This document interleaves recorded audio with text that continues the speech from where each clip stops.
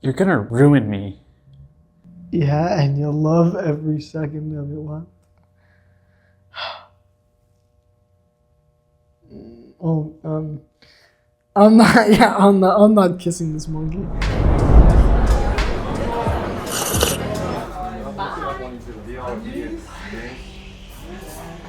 You know, I didn't know for the longest time that you had CP, Yeah, not a lot of people do. Club Penguin, but it's shut down now. I also found out you recently had cerebral palsy, which Right. Yeah, yeah. Of course. yeah. What's the other CP that you have? Well, I do. I used to have Club Penguin as a kid. Yeah. We had to. Me and my brothers had to beg our dad for the membership, because you could get a membership and you get more puffles and pimp out your igloo or whatever. So yeah, the other CP is cerebral palsy. It's it affects some of the muscles in your body. I have very minor, so my left hamstring and left calf muscle is very tight, so it causes a slight bit of limp because there's less flexibility to there, and because the leg is attached to the hips are also very tight, and this side of the hand is also tighter in some sense.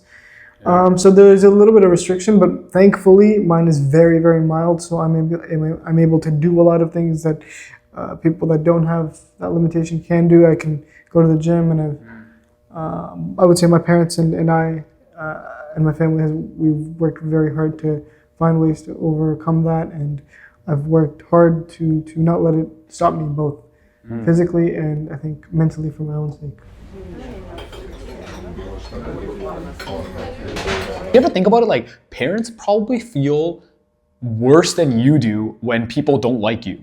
Yeah. You ever think about that? Like, if you go to school and you come home, it breaks your parents' heart, because it's like, especially for a little kid, it's like the little kid doesn't know any better. He's just trying to fit in. Right. But your parents see it from a bird's eye view, and because they've probably been through similar things like that, or know what that emotion is like, of like, hey, where do I fit in, and why doesn't anybody like me? They know what that's like because they've lived and experienced life, so they know what that's like. And to see like a little kid just trying to figure his way out through life, experience that, but not know the totality of what that is and the exact reason, I think it is heartbreaking, because they pour so much love into their kids, and they want the best for them ultimately. No, I totally get it. I mean, I don't know. I don't feel that way about dads though, for some reason, but moms for sure. Like, I have a soft spot for moms and stuff like that, and especially when it's like another immigrant kid. If it's a white kid or whatever, it's like a little bit of, I still feel the empathy, but like, I get the immigrant kid because we're all the same. Like, whether you're from like Pakistan, you're from India, you're from Bangladesh, like wherever you are, China, Japan, if you're an immigrant kid, like all of us had the same life. Like, we all had the same life. I mean, for me, I would say I feel it for both moms and dads. I feel for parents in general who genuinely do love and care for their kids. I also feel it for kids, no matter where you're from, if you're an immigrant, if you're not an immigrant. Because at the end of the day, I think you're a kid, man. And at the end of the day, you're also a parent. And I also think, to your conversation here, I think, sometimes we don't realize that our parents are also just, in a sense, kids trying to figure it out. They don't know all the answers, and so when they fuck up, sometimes we tend to blame them, and we don't understand their viewpoint. But we have to realize that they're also just trying to figure it out. And it's also their first time alive too. Yeah, exactly. So it's like they're on this journey with you, man, and they're trying to hold your hand and not let you sink. But in order for them to not let you sink, you gotta let them take control at times. I think it's because we think that our mom and dad know like literally everything. Because from like age 0 to 10 to age 12, they've literally known everything. They've known how to make you feel better. They know what medicine makes you feel good. They know how to do your multiplication tables and stuff. But then when there's more complex issues that you have when you're like 15 or you're 20 or you're 25. But no, I agree. But I would also say this, and again, I'm saying this in a broad sense. And again, I'm 23, 24, whatever. I don't know everything about life, but I do, like I said, I do have a very close-knit family, very great family. I would say, especially nowadays, kids and teenagers don't take enough time to get to know their parents. And I'm not just talking about just as parents, because you view them since birth as, oh, those are my parents. But they're also a little kid. They're also a teenager. They're also a young adult, and they're also an adult, and they're also your parents. They're also someone's partner. They're also someone's son. They're also someone's friend, right? Just like, so they don't get to understand and try and get to know their parents as they're also growing.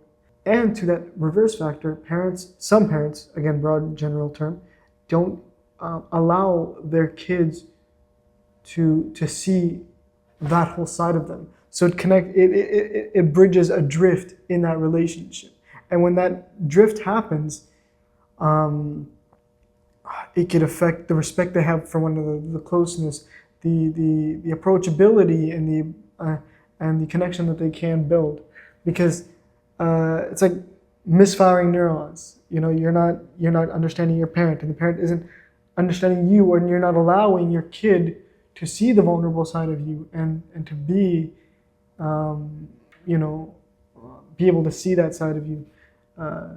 So I think both parties need to do that together, and it's a forever thing. It's not a one-stop shop. Not just saying, okay, yeah, we're going to work on a relationship where I'm going to be vulnerable to you. No, it's a daily practice. It's throughout your whole life. But I think we need to do that. More people need to do that. We're going to play any games? You want to play a game? I don't know. You're directing this thing, man. This is your. Well, okay. Well, I thought we were getting deep. All right. You want to go? No. This is your thing. No. This is I'm cool. No.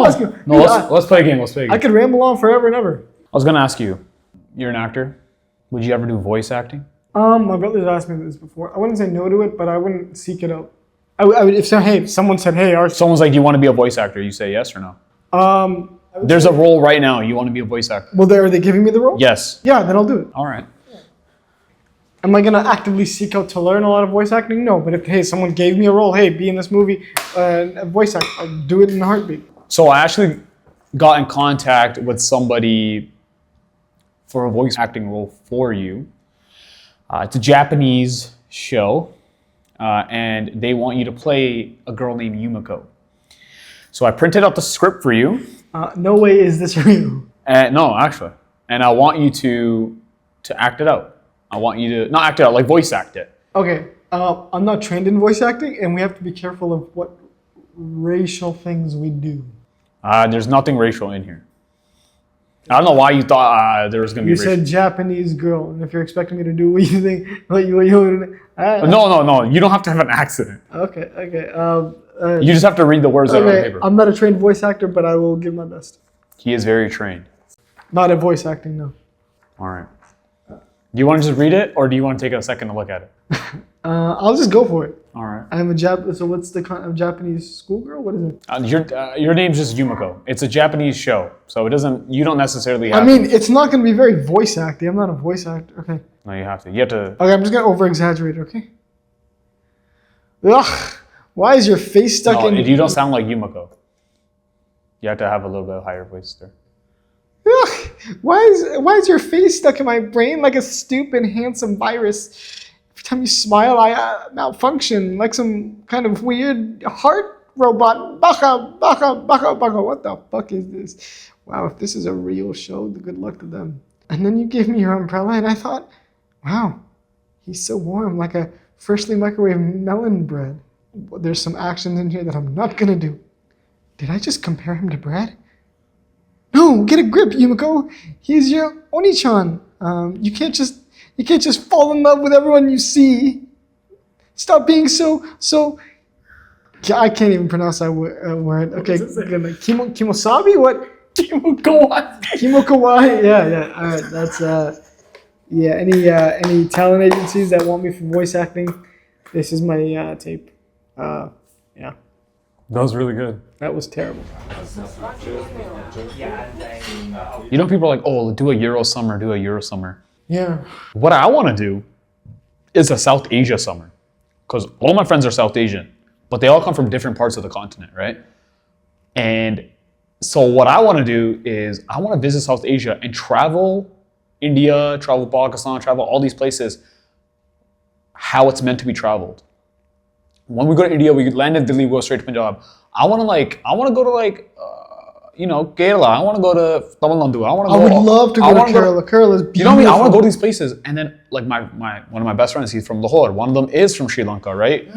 So one of them is from Gujarat, right? You're from Mumbai. Like I would love to go visit their villages, their cities, and that's like a different country.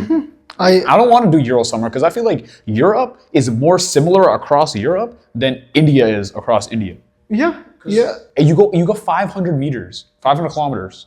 50 kilometers. It's a different language. It's a different religion. And a different landscape, different... There's a desert. You're in the rainforest. You're in the jungle. Different attitudes and cultures, especially if you go into the villages. I mean, I haven't really been outside of Mumbai and Sangli, which is where I was born. It's like a small town. But I definitely agree. And I think honestly, me saying this from my experience, I think especially even Indian food, different parts you go, India has the best street food, and like Punjab has different local foods than Mumbai does, and so Kerala and things like that, and different parts of India, and even like places like Sri Lanka, which is not in India, but so much different cultural experiences and things like that. And the food I assume is great, so definitely, yeah, I'll be on board, and I think. And I've been to London, and we went to Portugal, and I could see how you see that across the board. There's a lot of similarities. I think so. I mean, at the end of the day, it's a smaller place, right? Food obviously is different in culture, but across the board in terms of like attitudes and styles of living, you're right. It's very similar across the board. I want to play a little game. Okay. I want you to practice your acting, but you're not going to practice with me. You're going to practice with a friend here. Oh, this is... Okay. All right. Okay? Okay. So you can get to know her. Okay. Her name's Gertrude. Gertrude, and I have to talk to Gertrude like this when she's not even looking at me? Well, you can make her look at you. Okay. So there's a script. So I have a script, and we're going to do, what is it called? Reading lines? Taking roll? Yeah, cold read, yeah. We're going to do a cold read. Is that when you don't know what happens next in the story? No, there's no acting involved. You're just kind of reading the script and soaking in the information and going through the scenes and understanding the info. There's no real, you're not acting, you're not imposing any, emotionality. You're just reading it cold with the cast and crew or by yourself.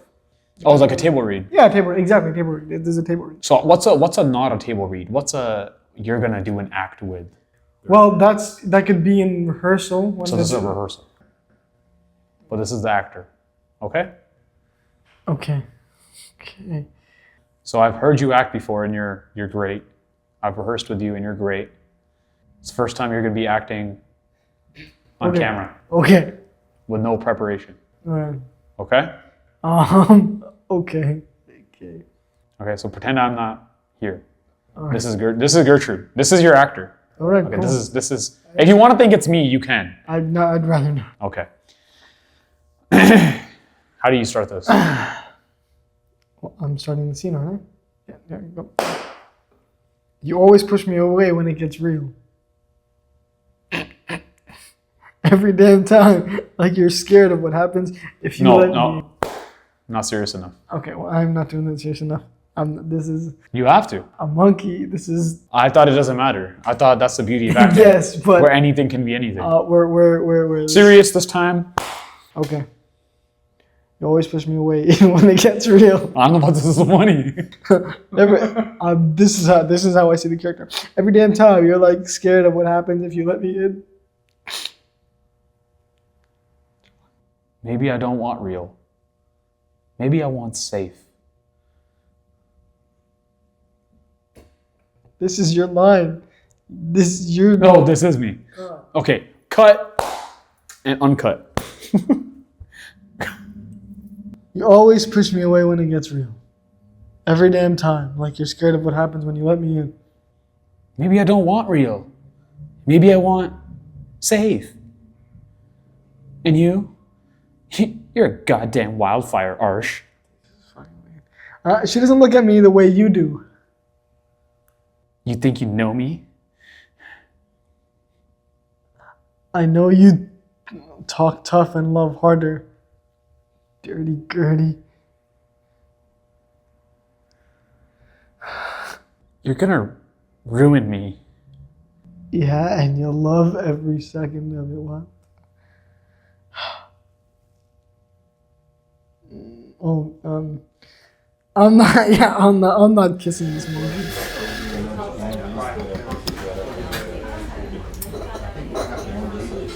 You're a very smart guy. Thanks, man.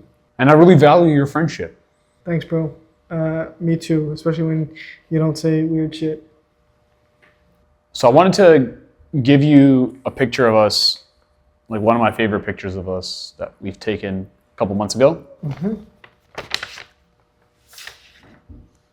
Okay. Okay. I want to clarify for the audience that this is not us, and we did no such thing at all in this resemblance at all, ever, and nor will we ever. I don't even know who this is.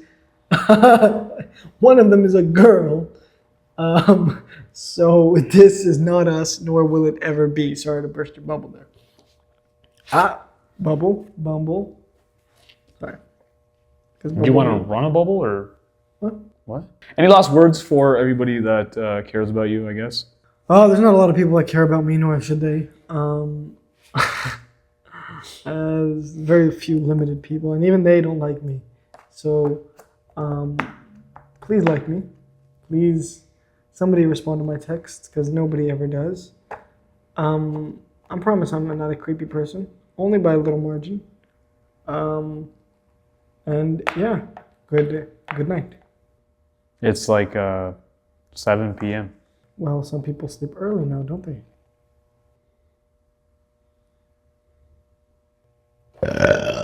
Sorry.